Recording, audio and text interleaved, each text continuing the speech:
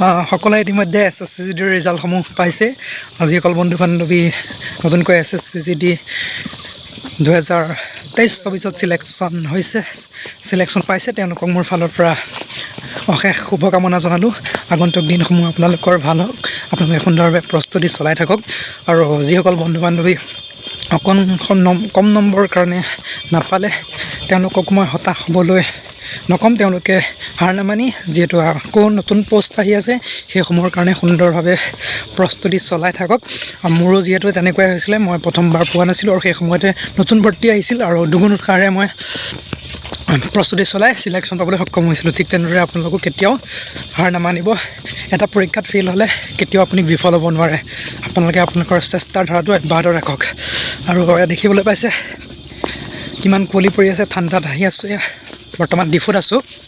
আৰু যিহেতু SSCGD আপোনালোকৰ চিলেকশ্যন হৈছে, আপোনালোকৰ প্ৰয়োজনীয় ডকুমেণ্ট পাতি লাগিব। কি ডকুমেণ্ট পাতি লাগিব তাৰ ওপৰত মই এতিয়াই থুলমূলকৈ কৈ দিছোঁ। নমস্কাৰ, মই ভাৰ্গৱ ভূষণ। তেনেহ'লে এটা নতুন ভিডিঅ'লৈ আজি আপোনালোকৰ মাজত আহিছোঁ। কি ডকুমেণ্টছ লাগিব আপোনালোকৰ জইনিঙৰ আগতে প্ৰথমতে আপোনালোকক লাগিব যি আপোনালোকৰ এডুকেশ্যনেল কোৱালিফিকেশ্যনৰ চাৰ্টিফিকেটসমূহ আছে। এই ক্ষেত্ৰত আচলতে আপোনালোকৰ মেট্ৰিকুলেশ্যন চাৰ্টিফিকেটসমূহ দিলে হয়, যি আপোনালোকৰ মাৰ্কশ্বিট আৰু চাৰ্টিফিকেট সেইখনি দিলেই হয়। যিহেতু ওপৰৰ যিখিনি আছে সেইখিনি আপোনালোকে দিব পাৰে যদিও কোনো কামত ইউজ নহয়। আৰু আমাৰ যিহেতু এবছৰৰ কাৰণে যি ডকুমেণ্টসমূহ জমা হৈ গৈছিলে, সেই ক্ষেত্ৰত আপুনি যদি কিবা জবৰ কাৰণে এপ্লাই কৰিম বুলি ভাবে, আপুনি এপ্লাই কৰিবলৈ অকণমান অসুবিধাত পৰিব। গতিকে আপুনি পৰাপক্ষত মেট্ৰিকৰখিনি দিলেই হ'ব। তাৰ লগতে আপোনালোকৰ যি কাষ্ট চাৰ্টিফিকেট আছে ST SC OBC তাৰ আপোনালোকৰ চেণ্ট্ৰেল কাষ্টসমূহ আপোনালোকৰ ৰিচেণ্ট দিব লাগিব, যিখিনি অনলাইন আপোনালোকে এপ্লাই কৰা। আৰু লগতে EWSৰ যিখন আপোনালোকে চেণ্টাৰ দিছিলে সেইখিনি দি দিলেই হ'ব। তাৰপিছতে আপোনাৰ ৰেচিডেঞ্চি চাৰ্টিফিকেট যি আপোনাৰ স্থায়ী বাসিন্দাৰ প্ৰমাণপত্ৰ হিচাপে PRC বা ডমিচাইল চাৰ্টিফিকেট। যিহেতু অসমত আপোনালোকে জানে এডুকেশ্যনেল পাৰপাছত PRCখন প্ৰভাইড কৰে, গতিকে PRCটো অভিয়াছলি আমাৰ অসমত ভেলিড নহয়। আৰু লগতে ডমিচাইলখনো অসমত নিদিয়ে। আমি যাওঁতে ডমিচাইল এফিডেভিট বনাই লৈ গৈছিলোঁ, তাৰ কাৰণে আমাক 2-3বাৰ মাতা হৈছিল যদিও আমি বুজাই কৈছিলোঁ যে অসমত যিহেতু ডমিচাইল চাৰ্টিফিকেট প্ৰভাইড নকৰে, মেঘালয়তো নকৰে, তেনেকৈ অসমৰ দৰে মেঘালয়তো নকৰে। আমাৰ তেনেদৰে অসমৰ থকা আৰু মেঘালয়ৰ ল'ৰাকেইজনক আমাক বাৰে অফিচত মাতি নিছিলে যদিও পিছত আমি বুজাই কৰাৰ পিছত আমাৰ যি এফিডেভিটটো বনাই নিছিলোঁ কোৰ্টত, ডমিচাইল এফিডেভিটটো, সেইটোৱে আমাৰ একচেপ্ট কৰিছিলে। এডুকেশ্যনেল হৈ গ'ল, আপোনালোকৰ কেৰেক্টাৰ ক্ষমা কৰিব, কাষ্ট চাৰ্টিফিকেট হৈ গ'ল আৰু ৰেচিডেঞ্চি চাৰ্টিফিকেট হৈ গ'ল। তাৰপিছতে আপোনালোকক লাগিব কেৰেক্টাৰ চাৰ্টিফিকেট, যিখন আপোনালোকক SPয়ে চাইন কৰি দিব। তাৰ কাৰণে আপোনালোকৰ যি লোকেল পুলিচ ষ্টেচন আছে বা পুলিচ আউটপোষ্ট আছে তাতে এপ্লাই কৰিব লাগিব। আৰু তাৰ ফাইনেলি আপোনালোকে SPৰ চাইনটো পাব, তেনেকৈ আপোনালোকে কেৰেক্টাৰ চাৰ্টিফিকেটখন বনাব পাৰিব।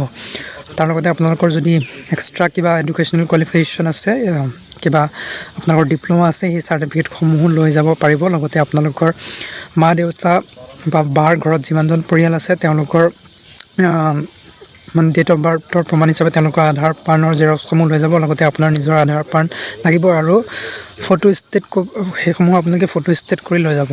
তাৰপিছতে আপোনালোকে মিনিমাম 20 কপিমান আপোনালোকে পাছপৰ্ট ফটো লৈ যাব। আৰু এটা বেংক একাউণ্ট লাগিব। বেংক একাউণ্টৰ ক্ষেত্ৰত আপোনালোকে যিমান পাৰে আপোনালোকে ঘৰতে বেংক একাউণ্টটো খুলি লৈ যাব, SBI ছেভিংছ বেংক একাউণ্ট। আৰু তাত য'ত আপুনি চেণ্টাৰত যাব তাত খোলাৰ ভৰসা নকৰিব। কিয় নকৰিব তাৰ ওপৰত মই এটা ভিডিঅ' ডিটেইলত বনাই দিম। বেংক একাউণ্টটো আপোনালোকে যিমান পাৰে ঘৰতে বনাই নিবলৈ চেষ্টা কৰিব। আৰু তদুপৰি যি বাকী ফৰ্চসমূহ আছাম ৰাইফলছৰ ক্ষেত্ৰত বেলেগ আছিলে, বাকী ফৰ্চসমূহৰ ক্ষেত্ৰত এটা ফৰ্মেট আহে, সেই ফৰ্মেটটোৰ এটা উলিয়াই পেলাই তাৰো এটা চাইন গেজেটেড অফিচাৰৰ চাইন মাৰাই নিব লাগে। কিন্তু আছাম ৰাইফলছৰ ক্ষেত্ৰত তেনেকুৱা দৰকাৰ হোৱা নাছিলে। কিন্তু আপোনালোকৰ বাকী ফৰ্চসমূহৰ ক্ষেত্ৰত যদি ক'বলৈ যাওঁ, তেনেকুৱা এখন ফৰ্মেট ওলাব, সেই ফৰ্মেটটো আপোনালোকে উলিয়াই গেজেটেড অফিচাৰৰ চাইন মাৰাই নিব লাগিব। আৰু যি আপোনালোকৰ জেৰক্স কপিসমূহ কৰিব আপোনালোকৰ ডকুমেণ্ট পাতিৰ, সেইসমূহৰ ওপৰতো গেজেটেড অফিচাৰৰ চাইন লাগিব। আৰু কি ডকুমেণ্টছ লাগিব সেইখিনি আপোনালোকক মই ডেছক্ৰিপশ্যন বক্সত মই আপোনালোকক প্ৰভাইড কৰি দিম। আৰু যিমান পাৰে আপোনালোকে বস্তু বাহিনীসমূহ কিনিব চেষ্টা কৰিব। ট্ৰেইনিঙৰ কাৰণে কি লাগিব, বেছি বস্তু কিনাৰ দৰকাৰ নাই, কি লাগিব তাৰ ওপৰতো মই এটা ভিডিঅ' বনাই দিবলৈ চেষ্টা কৰিম। আৰু পুনৰ কৈছোঁ, যিসকল বন্ধু বান্ধৱী চিলেক্ট নহ'ল তেওঁলোকে মন ভাঙি নপৰিব। যিহেতু নতুন বছৰতে আকৌ পুনৰ এক্সাম হ'ব, তাৰ কাৰণে সুন্দৰভাৱে প্ৰস্তুতি চলাওক। এইবাৰ আপোনালোকে কোনো ধৰণৰ যাতে আপোনালোকে এক্সকিউজ দিব নালাগে তাৰ কাৰণে নিজকে প্ৰস্তুত কৰক আৰু এইবাৰ আপোনালোকে ছাকচেছ হওক তাৰ কাৰণে মোৰ ফালৰ পৰা শুভেচ্ছা জনাইছোঁ আৰু আজিৰ ভিডিঅ'টি ইমানতে সমাপ্ত কৰিছোঁ পুনৰ লগ পোৱাৰ প্ৰতিশ্ৰুতিৰে জয় অসম